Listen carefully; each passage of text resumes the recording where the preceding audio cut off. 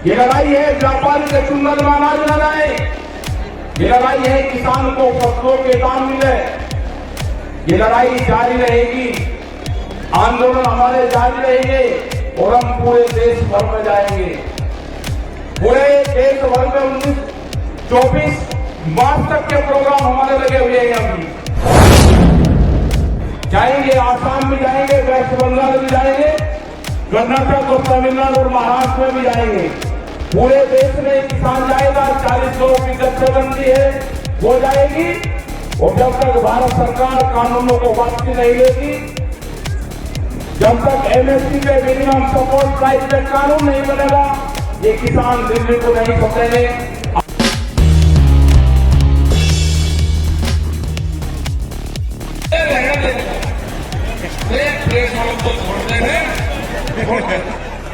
आदरणीय अध्यक्ष जी, सम्मानित मंच, किसान क्रांति के सरदारों, नौजवान साथियों, मेरी माताएं, बहनें, बच्चों, पुलिस प्रशासन के लोग, पत्रकार बंधु, मुद्दा इस गांव में, क्योंकि कई लोग गए इस क्षेत्र से और सबसे पहले इस क्षेत्र से जो ट्रैक्टर गए होंगे उन किसानों का फोन आया। उन्होंने कहा कि कई ट्रैक्टर यहां से है और हम आना चाहते हैं, यहां से पुलिस रास्ते में नहीं आने देती। मतलब ये पहली बार लगा कि इस क्षेत्र से ट्रैक्टर भी आंदोलन में हिस्सा ले लेते हैं। ये पूरे देश का मसला है। इसको पहले बांटा गया पंजाब हरियाणा में, फिर इसको बांटा गया उत्तर प्रदेश राजस्थान के कुछ सीमाओं में, फिर इसे कहा कि ये तो सरकार का आंदोलन है, फिर कहा कि एक बिरादरी का आंदोलन है। 8-10 टुकड़ों में इस आंदोलन को बांटने की कोशिश करेंगे। ये नहीं कहा कि आंदोलन किस मुद्दे पे है। सरकार से 12 बार बातचीत हुई, 12 दौर की वार्ता। हमने कहा कि जो 3 काले कानून हैं इनको वापसी ले लो। किसानों से आपने नहीं पूछा। गोदाम, बड़े बड़े गोदाम पहले बन गए और कानून बाद में बने हैं। इसलिए व्यापारियों के कहने से उनके हितों का साधने के लिए कानून बने हैं। हमने कहा कि एमएसपी में कानून नहीं है। आज भी राजस्थान के बहुत लोग, जब हम भरतपुर से आ रहे थे, ट्रैक्टर टोलियों में अपने परिवार के साथ माफी के क्षेत्र के लोग जा रहे थे, जाते हुए हमने उनको रोका। उन्होंने कहा कि बाजरा है हमारे पास में, गेहूं है, हम इसको मंडी में बेचने जा रहे हैं। इनसे पूछा कि बाजरे का एमएसपी का रेट क्या है जो भारत सरकार ने तय करा। उन्होंने कहा कि हमको नहीं पता क्या रेट है। मतलब आज भी देश में ये हालात है कि किसान को सरकारी रेट का नहीं पता, मंडियों में उसकी बोली लगती है। जो किसान अपने घर से अनाज लेकर चला गया, व्यापारी उसकी बोली लगाएगा, उसको उसकी कीमत का नहीं पता कि क्या मिलेगा। बाजरे का 2100 रुपए का भाव है। हमने कहा कि आपको कहना कि जो सरकारी रेट है उसके कम पे मैं खरीद नहीं करूंगा, आप वहीं पे बैठ जाना। वो 1100 से 1200 रुपए में बाजरे को बेच पाएगा किसान, 1400 और 1500 रुपए में गेहूं को बेच पाएगा। जब उसकी फसल 1 महीने बाद में उसकी फसल आ जाएगी, उसके घर में अनाज रखा है, उसको बेचने गया है। लड़ाई यही है। लड़ाई किसी जाति की नहीं है। लड़ाई है कि एमएसपी पे कानून बने।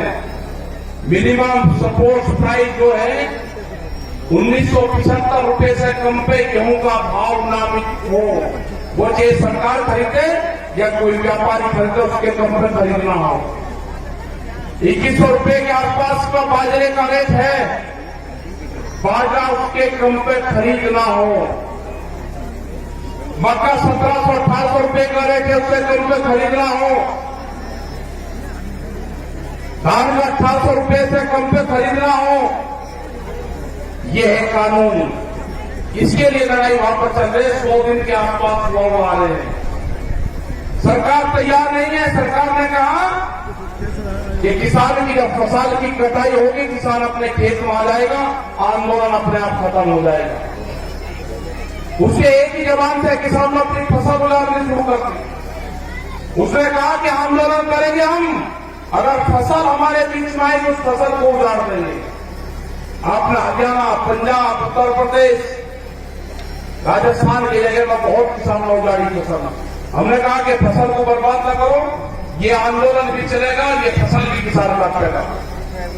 ये आंदोलन कितना लंबा चलेगा ये तो नहीं कह सकते, लेकिन जो 40 लोग हैं, जो कमेटी के लोग हैं 40, उनके पीछे पंचायतें हैं, उनके पीछे सरपंचों का हाथ है, उसके पीछे पूरे हिंदुस्तान के किसान ने आस्था जताई है कि दिल्ली में चलने वाला धरना मेरे फसलों के रेट तय करेगा। ये लड़ाई बड़े पूंजीपति से है, सरकार उनकी सपोर्ट में है। ये लड़ाई वही है जो जमींदारों के खिलाफ होती थी, ये लड़ाई वही है जो राजाओं के खिलाफ होती थी। वो लड़ाई भी अनाज की लड़ाई थी, ये लड़ाई भी अनाज के रेट की लड़ाई है। मैं नौजवान साथियों को अपने, जिसने इस पूरे देश के आंदोलन की कमान नौजवानों ने संभाली है अब की बार। ये बहुत कम देखने को मिलता है कि नौजवान किसी के क्षेत्र में आंदोलन की कमान अपने हाथ में संभाली हो, तो वो आंदोलन कभी फेल नहीं हो सकता। वो आंदोलन फेल नहीं होगा कभी भी, क्योंकि जिस तरह से शाहजहांपुर में पूरे दिल्ली के क्षेत्र में यहां का नौजवान निकला है, उसने जाति, धर्म, सब चीज को भुला के, वोट को भुला के, कि कौन किस क्षेत्र का है, मेरी वहां पर आपस में क्या लड़ाई, क्या तकरार है, सब कुछ चीज को भुला के उसने दिल्ली के आंदोलन में शरीक हुआ। जिस तरह से यहां पर लोग इकट्ठा कर रहे हैं पैसा, सरकार कहती है कि धन कहां से आ रहा। इस आंदोलन को गांव का किसान चलाता है, इस आंदोलन को हल चलाने वाला किसान चलाएगा, इस आंदोलन को क्रांति से काम करने वाली हमारी महिलाएं चलाएगी, इस आंदोलन को हाजी और पाजी चलाएगा। यह आंदोलन क्रांति का आंदोलन है, यह आंदोलन फेल नहीं होगा। एग्रीकल्चर जो कृषि में काम आने औजार वाले जो है, इस आंदोलन को वही लोग चलाएंगे जो अपने खेतों में हाथ से काम करते हैं। कोई नहीं गया घर वहां से, यहां पर बैठे राजाराम जी मेल जी है, यहां पे युद्धवीर सिंह, जोगिंदर जी, अमनाराम जी, जो आपके शाहजहांपुर बॉर्डर को तुम मुख से देखते हैं। आप 200-200 किलोमीटर से यहां से जाते हो आप, और दिल्ली को होश नहीं अभी। कई लाख आदमी दिल्ली के चारों तरफ को है, और दिल्ली फिर कान खोल कर सुन ले, ये ट्रैक्टर भी वही है, ये किसान भी वही है। आप ज्यादा तानाशाही दिखाओगे, ये किसान अब की बार में ज्यादा तादाद में दिल्ली में जाएगा, ज्यादा तादाद में किसान जाएगा। यहां की फसल कट जाएगी हमारी 1 महीने में। ये कह रहे कि किसान ट्रैक्टर से नहीं आएगा दिल्ली, ये किसान दिल्ली ट्रैक्टर से ही आएगा। जब इसको दिल्ली कोच करेंगे, ये किसान अपना ताम झाम लेकर आएगा। हर क्रांति होगी देश में, खेत में चलने वाला हर औजार वो साथ लेकर आएगा। जब जब भी बड़ी बड़ी लड़ाइयां हुई, उसमें साथ लेकर चला है। वो जानते हैं ये कौन सा क्षेत्र है, ये बेहद क्रांतिकारियों का क्षेत्र राजस्थान। बड़ी बड़ी लड़ाइयां यहां पर लड़ी गई, ये किसान पीछे नहीं हटेगा। जो मेरा नौजवान साथी है वो पीछे नहीं हटेगा। अपने खेत की मिट्टी को जब दिवाली, होली अब आएगी, दुल्हन आएगी, रंग नहीं लगाना आपकी बार। अपने गांव की खेत की मिट्टी अपने शरीर पे लगा देना, उससे अपने शरीर को टच करवा लेना अपने खेत की मिट्टी से। जब आप दिल्ली लड़ने जाओगे अब की बार, अपने खेत की मिट्टी अपने साथ लेके जाना।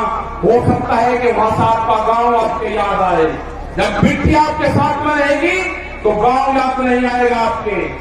अपने खेत की मिट्टी अपने पूजा स्थान में रखो, अगर ये आंदोलन में किसान फेल हुआ तो 20 साल में आपकी जमीनें नहीं बचेगी, इतना कर्जा किसानों के ऊपर आ जाएगा।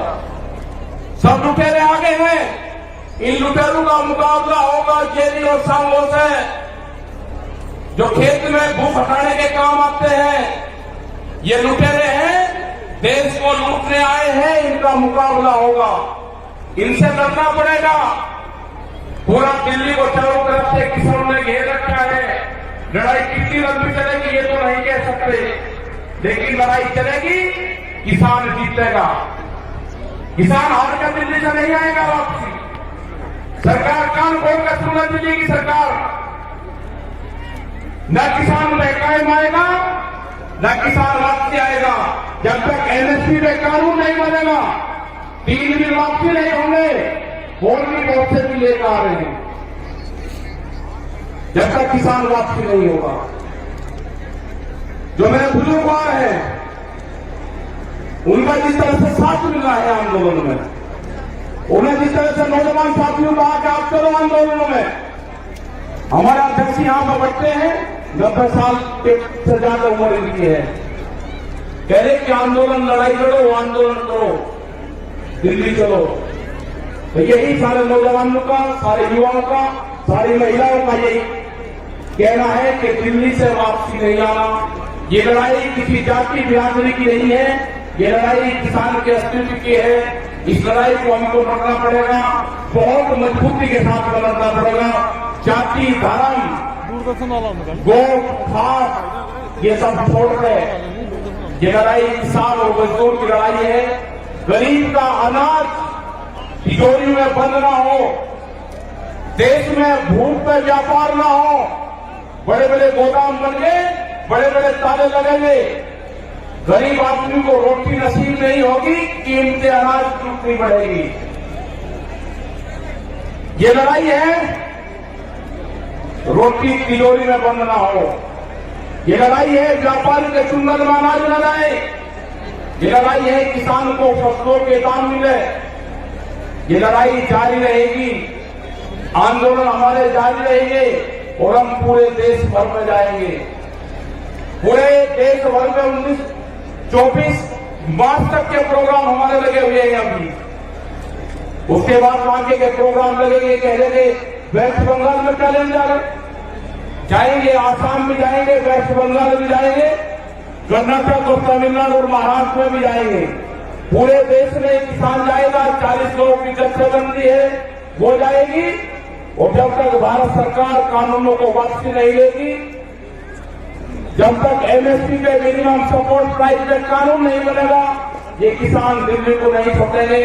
आपने इतनी बड़ी संख्या में यहाँ पे आए, आपका बहुत बहुत धन्यवाद।